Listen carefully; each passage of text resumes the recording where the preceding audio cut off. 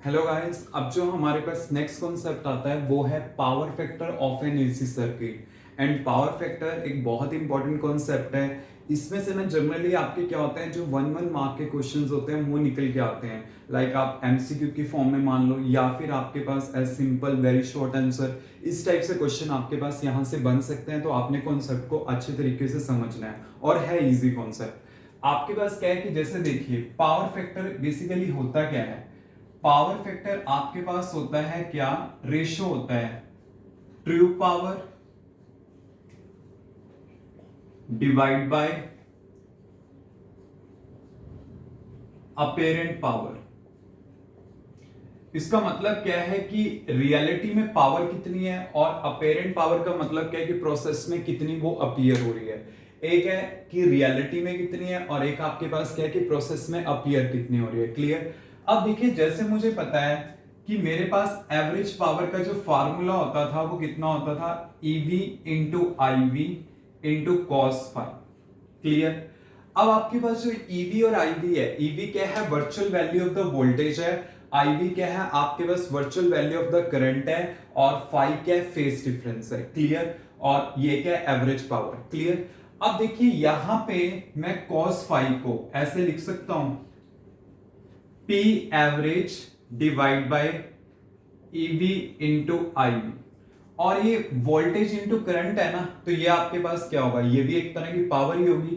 तो ये आपके पास होती है ट्रू पावर, और ये मेरे पास होती है अपेरेंट पावर। इसका जो रेशियो मेरे पास होता है वो पावर फैक्टर होता है। तो पावर फैक्टर एक तरह से आपके पास हुआ क्या, पावर फैक्टर हुआ मेरे पास P average divide by EV into IV. Clear. और एक इसके इक्वलेंट होगा मेरे पास, this is equivalent to cos phi. ठीक है। तो कॉस फाई एक तरह से क्या रिप्रेजेंट करता है, पावर फैक्टर को रिप्रेजेंट करता है। क्लियर।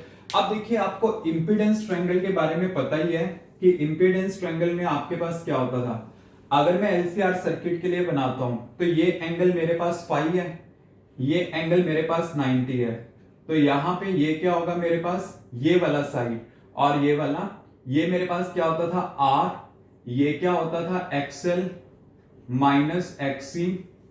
और ये हमारे पास अपोजिट डायरेक्शन में जाएगा, तो ये क्या होगा, इनका रिजल्टेंट होगा। क्लियर। तो यहां से अगर मैंने cos फाई फाइंड आउट करना है, तो cos फाई आपके पास क्या है, दिस अपॉन दिस। तो इसका मतलब cos फाई का वैल्यू यहां से अगर मैं देखूं तो क्या आएगा, r upon Z. Base upon hypotenuse है ना, तो ये मेरे पास आ जाएगा। तो एक तरह से जो पावर फैक्टर है आपके पास क्या आ जाएगा, r बाई जेड का रेशियो भी हो सकता है। क्लियर। तो देखिए, अगर मैं बात करता हूं for a circuit containing resistor only, मतलब क्या है, जैसे फर्स्ट केस है फॉर सर्किट कंटेनिंग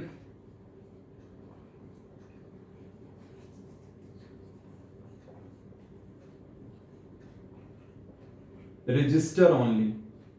अगर एक सर्किट रजिस्टर्स को ओनली कंसिस्ट करता है तो वहां पे आपके पास क्या होगा, अगर वो रजिस्टर को कंसिस्ट कर रहा है तो वहां पे मेरे पास फाई क्या होगा, जीरो होगा, क्योंकि वहां पे फेज डिफरेंस जीरो होता है। तो आपके पास पावर फैक्टर क्या है, इक्वल टू कॉस फाई। और उस केस में फाई जीरो होता है तो कॉस जीरो क्या हो गया, वन हो गया। ठीक है। तो पावर फैक्टर क्या होता है, वन होता है in a circuit containing resistor only. Clear. और अगर ये वन हो गया तो एक तरह से आर बाई जेड का रेशियो भी मेरे पास क्या आ गया, वन आ गया। तो आर इक्वल टू क्या आ गया, जेड आ गया। मतलब क्या है कि अगर सर्किट ओनली रजिस्टर को कंसिस्ट कर रहा है, इंडक्टर और कैपेसिटर को कंसिस्ट ही नहीं कर रहा, तो टोटल इंपीडेंस क्या होगा, आर के इक्विवेलेंट होगा। एक तरह से रेजोनेंस का कंडीशन हो गया ना, वहां इंडक्टर और कैपेसिटर की आपस में कैंसिलेशन हो जाएगी। तो आपके पास क्या बचेगा, ओनली रजिस्टर्स का इफेक्ट बचेगा। क्लियर। और अगर मैं यहां पे क्या लेता हूं, second for circuit containing inductor और कैपेसिटर। अगर आपके पास इंडक्टर और कैपेसिटर आ जाता है तो उस केस में फेज डिफरेंस कितना होगा आपके पास, 90 डिग्री, और we can say pi by 2। तो आप यहां पे पुट कर लो, पावर फैक्टर क्या आएगा, cos 90 कितना होगा, जीरो। तो मतलब पावर फैक्टर क्या होता है, जीरो होता है किस सर्किट में, जिसमें इंडक्टर और कैपेसिटर हो। क्लियर।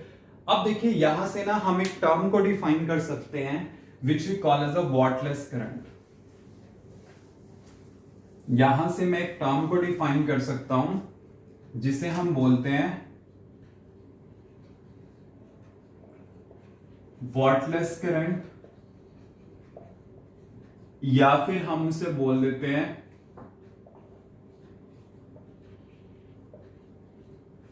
Idol current. क्लियर, ये आपके पास है। अब आइडल करंट और we can say wattless, ideal नहीं है ये, आइडल करंट है। क्लियर, ये चीज याद रखना। अब देखिए वॉटलेस करंट जैसे नाम से पता चल रहा है वॉटलेस होना। क्लियर, मतलब क्या है कि जिसमें आपके पास वॉट ही नहीं है उसे हम बोलते हैं वॉटलेस करंट। क्लियर, तो आपको पता है कि अगर सर्किट ने ओनली इंडक्टर और कैपेसिटर को कंसिस्ट किया है तो वहां पे पावर फैक्टर क्या है, जीरो, क्योंकि वहां पे फेज डिफरेंस आपके पास क्या आता है, 90 डिग्री का आता है। और आपको यह भी पता है जो एवरेज पावर होती है इन सर्किट में वो क्या होती है, EV into IV into cos phi. Clear, अगर वो इंडक्टर या फिर ओनली कैपेसिटर कंसिस्ट कर रहा है, क्लियर, तो वहां पे आपके पास क्या होगा, फाई 90 का होगा, तो आपने पुट कर दिया phi equal to pi by 2, तो यहां पे एवरेज क्या आ जाएगा, P average equal to EV IV cos pi by 2, तो ये कितना आ गया, जीरो आ गया। मतलब वहां पे एवरेज पावर डिसिपेशन कितनी होती है, जीरो होती है। क्लियर, तो मतलब क्या होता है कि ऐसे सर्किट जिसमें आपके पास क्या हो, कोई भी पावर कंज्यूम ना हो, मतलब जहां पे पावर कंजप्शन नहीं होती, वो कौन से होते हैं, ओनली इंडक्टर के या ओनली कैपेसिटर के। क्लियर, तो इस केस में जो आपके पास कॉरेस्पॉन्डिंग करंट आएगा वो क्या होगा, वॉटलेस करंट। मतलब क्या होता है, द करंट, ठीक है, for which there is no power consume in the circuit. मतलब अगर आप प्योर इंडक्टर प्योर कैपेसिटर का लेते हो तो वहां पे कोई पावर कंजप्शन आपके पास नहीं होती, तो किसको कॉरेस्पॉन्ड करता है, वॉटलेस करंट को। बट अगर मैं रियलिटी में सिचुएशन देखूं ना, pure inductor pure capacitor possible ही नहीं है। क्लियर, क्योंकि देखो अगर आप इंडक्टर लेते हो तो इंडक्टर क्या होगा, एक वायर का बना होगा आपके पास। अगर वो वायर का बना है तो उसका रेजिस्टेंस तो होगा ही ना। और अगर मान लो कैपेसिटर है, कैपेसिटर में आपके पास क्या है, आपको पता है मेटल है, वायर है, तो क्या ये प्योर कैपेसिटर है, क्योंकि इसका क्या होगा, वायर यूज कर रही है, प्लेट्स यूज कर रही है, उनका रेजिस्टेंस भी होगा। इसलिए हम कहते हैं कि प्योर इंडक्टर प्योर कैपेसिटर कभी भी पॉसिबल नहीं होता। इसलिए वॉटलेस का करंट अगर मैं देखूं ट्रू कंडीशन में वो पॉसिबल नहीं है। क्लियर, तो ये था इसका स्टेटमेंट पूछ रहा था वॉटलेस करंट क्या होता है। आपको पावर फैक्टर पता होना चाहिए, रेजिस्टेंस के केस में क्या होता है, इंडक्टर के केस में क्या होता है, या प्योर कैपेसिटर के केस में क्या होता है। वॉटलेस करंट का स्टेटमेंट आपको समझ आ गया होगा किस टाइप से आपने उसे स्टेट करना है। क्लियर।